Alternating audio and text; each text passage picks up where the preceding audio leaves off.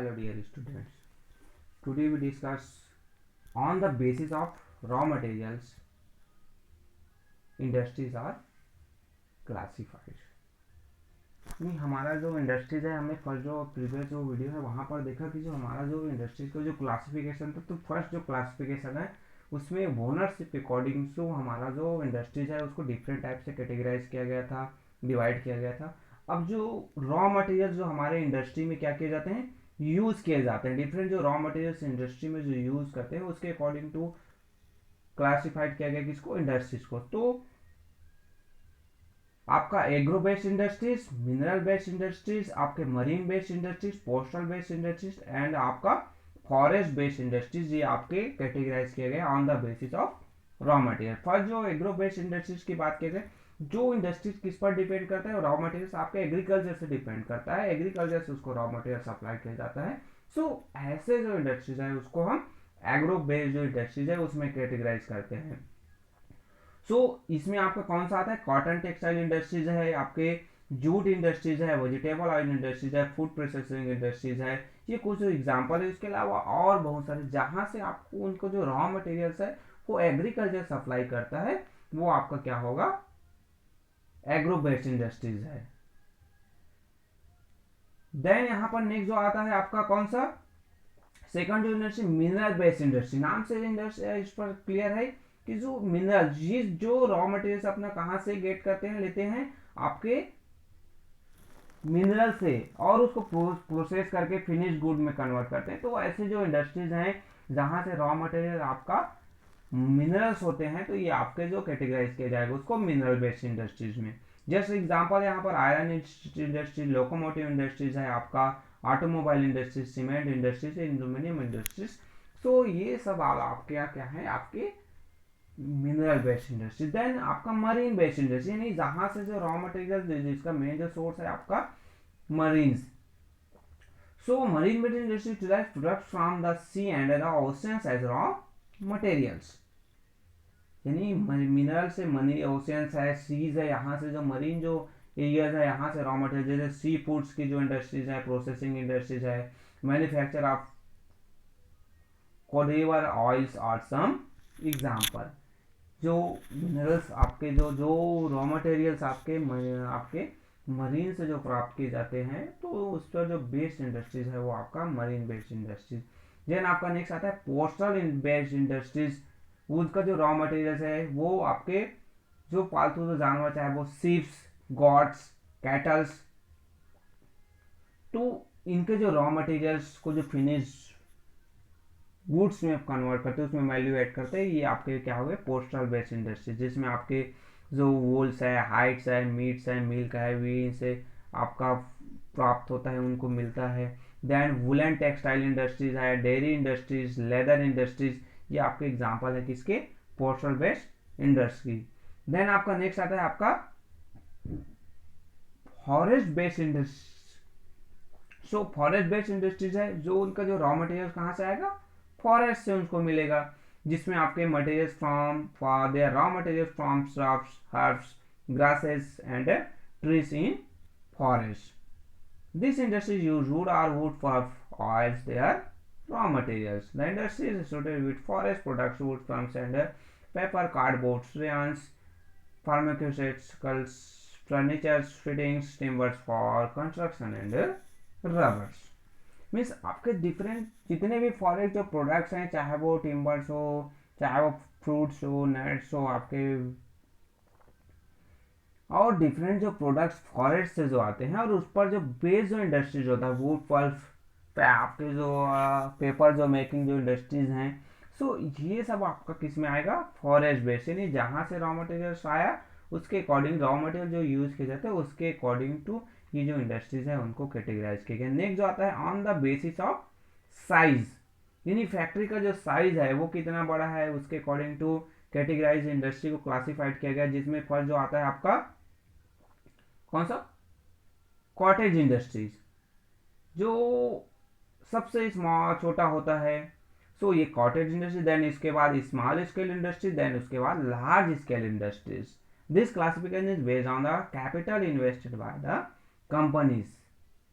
The total amounts of employees and the volume of production. यानी आपके इसमें जो ये जो साइज के अकॉर्डिंग टू कहा गया, तो कॉटेज इंडस्ट्री है, स्मॉल स्केल इंडस्ट्रीज और लार्ज स्केल इंडस्ट्रीज।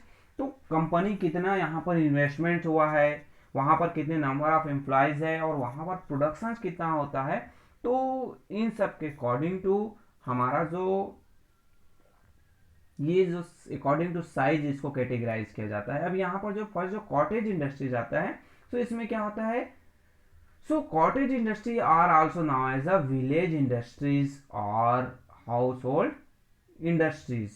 यानी इसको विलेज इंडस्ट्रीज या फिर हाउस होल्ड इंडस्ट्रीज भी कहा जाता है, क्योंकि यहाँ पर ये जो जनरली आपके घरों में स्टार्ट होता है। In such industries a few people get together and using simple tools making things for sale. Do you usually work from home and do not use machines? यानी ये जो जनरली यहाँ पर जो लोग आपस में दो चार लोग मिल जाते हैं, ग्रुप बना लेते हैं और वो अपना कोई भी काम कर लेते हैं। यहाँ पर जनरली आपका मशीन्स वगैरह का यूज नहीं किया जाता और ये जनरली आपके घरों में ही ये काम किए जाते हैं, जिसमें आपका टॉय मेकिंग जो है, वेविंग है, आपके पॉटरी है, शू मेकिंग है, ज्वेलरी मेकिंग है। ये कुछ एग्जांपल है कि इसके कॉटेज इंडस्ट्रीज में, ना जिसमें ज़्यादा पैसा लगता है, ना जिसमें ज़्यादा मशीनों का यूज़ किया जाता है, ना जिसमें ज़्यादा लेबर की ज़रूरत होती है। सो ये आपके cottage industries.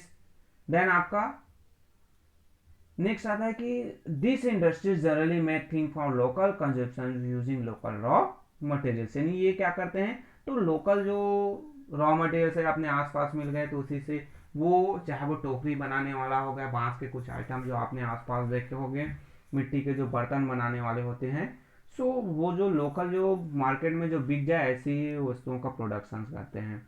However some handicrafts cottage industry do export products. Cottage industry are encouraged in India to enable village based artisans to earn a living by following traditional means of occupation like farming and pottery.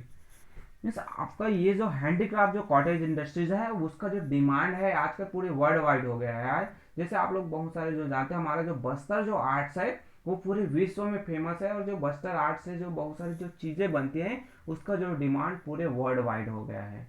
सो आजकल जो marketing के दौर में जो ये जो cottage industries है वो भी इंपॉर्टेंट इंडस्ट्रीज हो गया और जो गवर्नमेंट है उस पर फोकस बहुत ज़्यादा कर रहा है, क्योंकि इससे जो लोकल जो आर्टिसियंस है, लोकल लेवल के जो आपके काम करने वाले जो लोग हैं, कलाकार हैं, उनको इससे जॉब मिलता है, उनको इससे प्रॉफिट होता है। देन नेक्स्ट आता है आपका स्मॉल स्केल इंडस्ट्रीज, जिसको एसएसआई के रूप में भी शॉर्ट फॉर्म में हम जानते हैं। So are a small manufacturing unit set up with limited capital, they higher skill level, they are bigger than cottage industry but use lesser amount of capital and technology as compared to large scale industries. यानी ये जो हमारा small scale industries है उसमें क्या होता है कि इसमें लिमिटेड जो कैपिटल है वो यूज किया जाता है। यानी आपका जो कॉटेज इंडस्ट्री वहां पर बहुत ही कैपिटल पैसा जो है बहुत कम लगता था, देन बस इसमें थोड़ा सा ज़्यादा एक्स्ट्रा जो लिमिटेड कैपिटल है वो यूज किया जाता है और जो हायर स्किल जो लेबर काम करने वाले जो लोग हैं उसको बाहर से बुलाया जाता है, हायर किया जाता है। और ये जो कॉटेज इंडस्ट्री से बड़ा होता है वहां पर टेक्नोलॉजी मशीनों वगैरह का भी यूज किया जाता है। They also generate a great deal of employment, thus they mainly produce for the domestic market, they also export to global market। यानी यहाँ से ये जो आपका स्मॉल इंडस्ट्रीज है वहाँ से बहुत ज़्यादा एम्प्लॉयमेंट जनरेट होता है, लोगों को काम मिलता है और साथ ही साथ इसमें एक ये प्रॉफिट है कि ये जो अपना जो प्रोडक्ट है उसको लोकल मार्केट में भी बेचते हैं, साथ ही साथ ये बाहर के जो मार्केट है वहाँ पर अगर डिमांड रहता है तो जो ग्लोबल मार्केट है विदेशों में भी अपने मालों की सप्लाई करते हैं।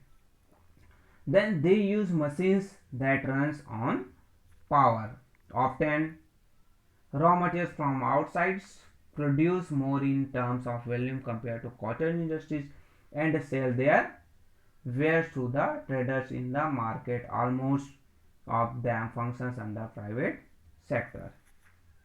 मीन्स ये क्या होते हैं कि ये जो प्रोडक्शन है अपने आसपास के जो रॉ मटेरियल्स है उसका यूज़ करके प्रोडक्ट्स प्रोड्यूस करते हैं और कॉटेज इंडस्ट्री से ज़्यादा होता है यहाँ पर। देन इनके जो मार्केट के लिए इनके जो ट्रेडर्स हैं वो यहाँ पर अवेलेबल होते हैं और जनरली आपका जो अधिकांश जो आपके स्मॉल सेक्टर जो इंडस्ट्रीज है वो प्राइवेट सेक्टर में है, यानी कोई जो लोग है वो स्मॉल स्केल इंडस्ट्रीज लगाते हैं.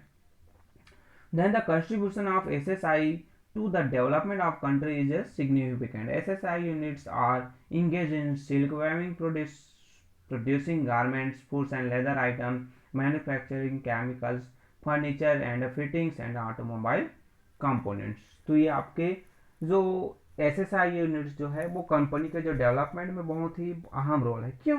क्योंकि अधिकांश जो हमारे यहाँ जो देखोगे तो इंडस्ट्रीज आपको स्मॉल स्केल इंडस्ट्रीज में लागू होते हैं, जहाँ पर कुछ लोग आपके वर्क करते रहते हैं. साथ ही साथ जो कैपिटल जो इन्वेस्टमेंट है वो उतना लार्ज अमाउंट्स पर नहीं होता है, प्रोडक्शन भी लिमिटेड होता है, उतना ज़्यादा प्रोडक्शन नहीं होता है क्योंकि लोकल जो डिमांड है वो भी उतना ज़्यादा हाई नहीं होता है. सो इसलिए ये बहुत ही ज़्यादा इंपॉर्टेंट होता है. फिटिंग आपके जो फर्नीचर फिटिंग, केमिकल मैन्युफैक्चरिंग है, ऑटोमोबाइल कंपोनेंट्स है, लेदर आइटम्स, तो ये कुछ जो इंडस्ट्रीज के एग्जांपल हैं. देन नेक्स्ट आता है आपका लार्ज स्केल इंडस्ट्रीज, जिसको LSI कहा जाता है. So use large amount of capital, use machines and modern and superior technology to manufacture goods. यानी ये जो लार्ज स्केल इंडस्ट्रीज है वो क्या बड़े बड़े मशीनों का यूज़ करते हैं, बहुत हाई अमाउंट्स में यहाँ पर पैसा लगता है, लार्ज अमाउंट में पैसा आपका यहाँ पर इन्वेस्टमेंट किया जाता है. साथ ही साथ यहाँ पर आप देखेंगे तो बड़ी बड़ी मशीनें होती है और ह्यूज अमाउंट्स में जो पावर है, इलेक्ट्रिसिटी है, वो ज़्यादा यहाँ पर ज़रूरत होता है क्योंकि लार्ज अमाउंट में मशीनों का यूज़ किया जाता है.